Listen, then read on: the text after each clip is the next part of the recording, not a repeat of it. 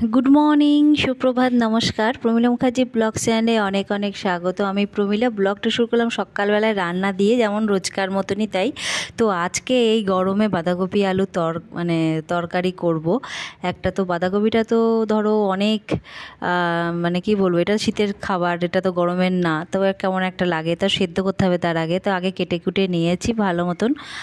আর এখন সকাল অনেক মানে এখন 5:30 বাজে। আমি একটু তাড়াতাড়ি রান্নাটা করব, তো পেঁয়াজ রসুন আদা দিয়ে করব। আর তার আগে ডাল বসিয়ে দিয়েছিলাম, ডালটাও সেদ্ধ হয়ে গেছে আমার। তো ডালটা এখন ফোড়ন দিয়ে নিচ্ছি। তো এটা আজকে একটু পাতলা সাতলা করে ডালটা করব একটু, মানে সেই জন্যে। আর এর মধ্যে একটু 5 ফোড়ন দিয়ে দিচ্ছি, শুকনো লঙ্কা, তেজপাতা, 5 ফোড়ন আর একটুখানি পেঁয়াজ দিয়ে এই ডালটা বানাচ্ছি। বন্ধুরা, এখন তাহলে ফোড়নটা দিয়ে ডালটা করে নিই। আর তারপরে তো বাঁধাকপি তরকারিটা করব। আর ওটা বাঁধাকপিটা তরকারিটা করবো বলে না, আজকে খুব সকাল সকালে উঠতে হলো। কারণ একটা ধরো শীতের সময় জিনিস, সেটা ভালো করে করতে হলে পারে মানে সেদ্ধ করিয়ে তারপরে বেশিক্ষণ ধরে সেদ্ধ করতে হয় না, একটা ভ্যাপসা গন্ধ হচ্ছে শুরু করেছে। আর কালারটাও দেখো ফেড হয়ে যায়। হ্যাঁ, শীতের ঘরে মানে গরমের জিনিস, গরমের সময় শীতের ঘরে রাখা হয়, ঠান্ডা ঘরে রাখা হয়, সেটার জন্যে কালারটা খুব বাজে রকম হয়ে যায়। হিং ফোড়ন দিয়ে আমি ডালটা করছি। তো পেঁয়াজ দিয়ে দিলাম, রসুন দিয়ে দিলাম। এই হিংটা এখন বেশ ভালোই লাগছে, সব কিছু ডালই দিচ্ছি, খেতে বেশ ভালো লাগে বলেই করা। তো যাই হোক, এবার ডালটা দিয়ে দিচ্ছি।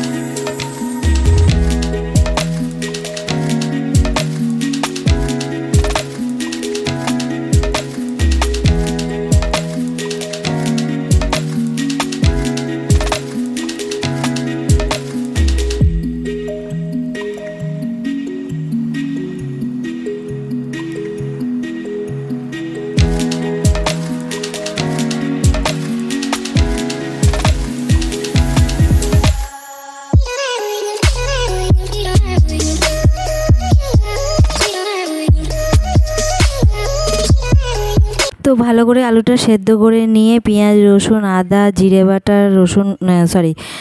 বাটা ধনে গুঁড়ো দিয়ে ভালো করে নেড়ে চেড়ে নিয়ে সেদ্ধ করা এই বাঁধাকপিগুলো দিয়ে দিলাম। আর বাঁধাকপিগুলো দেখো কেমন ফ্যাকাশে সাদা সাদা দেখতে লাগছে। তবে এমনভাবে রান্না করব খেতে খুবই ভালো হবে, কারণ গরম মরণ মশলা বলে ভেজে, দেখো কী অবস্থা।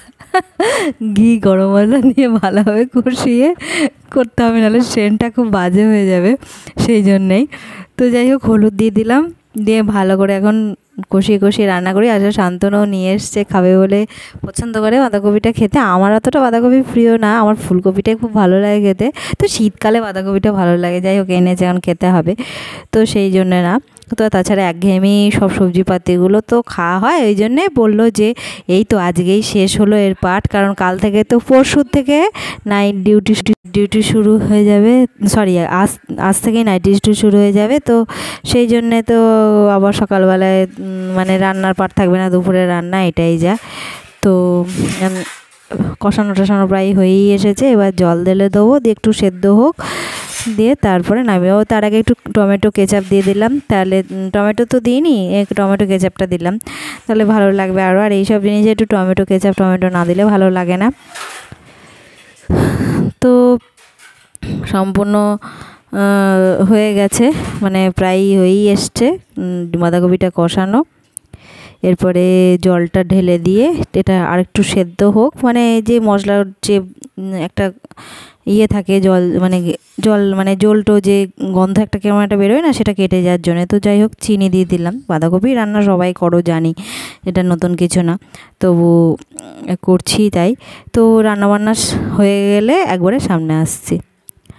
রান্নাবান্না কমপ্লিট, ডাল বাঁধাকপি তরকারি আর ওর খাবারটা দিয়ে দিচ্ছি, দিয়ে একবারে দুপুরবেলায় তোমাদের সামনে আসবো। এখন আর আসবো না, এখন একটু ঘুমাবো। বন্ধুরা, হ্যাঁ, সকালবেলায় রান্নাবান্না সারার পর তোমাদের সামনে আসেনি, আর এখন বাজে হচ্ছে 2:30, আর আমি ছেলে খাওয়া দাওয়াটা সেরে নিলাম। তো এই গরমের মধ্যে আমরা তো তোমাদের দেখালাম, আমি বাঁধাকপির তরকারি করলাম, জানি না কি হবে, গ্যাস ট্যাস হবে কিনা তাও বলতে পারছি না। তো যাই হোক,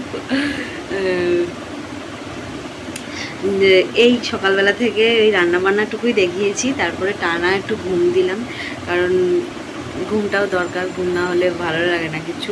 তো কাল থেকে আর এই সকালবেলায় ঘুমটা উঠে যাবে, কারণ কালকে থেকে তো আজকে শান্তনু ডবল ডিউটি করে, কালকে নাইট, আজকে থেকেই নাইট শুরু, কালকে আসবে, তো দুপুরে রান্নাবান্নার পার্ট থাকবে। আর এরকম সবজিপাতিটা এখন তো খাওয়া বন্ধ হবে, কারণ তো দিনে ডিউটি শুরু হয়ে যাবে। তো যাই হোক, সরি, নাইট ডিউটি শুরু হয়ে যাবে। তো এই আর একটা কথা বন্ধুরা, তোমাদের বেশ কিছুদিন ধরে বড়ও ভাবছিলাম, এই আমরা যারা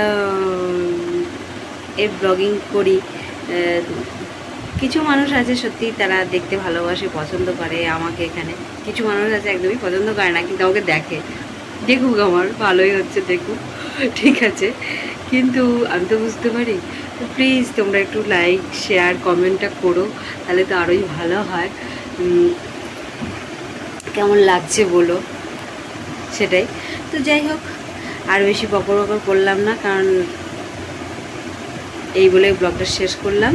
তো ভালো থেকো, সুস্থ থেকো, আনন্দ থেকো। যদি ভালো লাগে চ্যানেলটা লাইক শেয়ার কমেন্ট সাবস্ক্রাইব করো, তোমাদের সবাইকে বলছি কথাটা। তো টাটা।